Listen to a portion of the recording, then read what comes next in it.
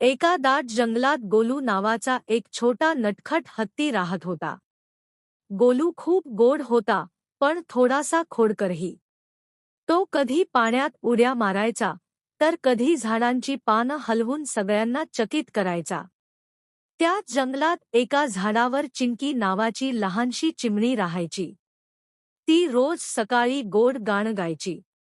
पण गोलू जेव्हा झाड हलवायचा, तेव्हा चिंकीचं घर हलायचं.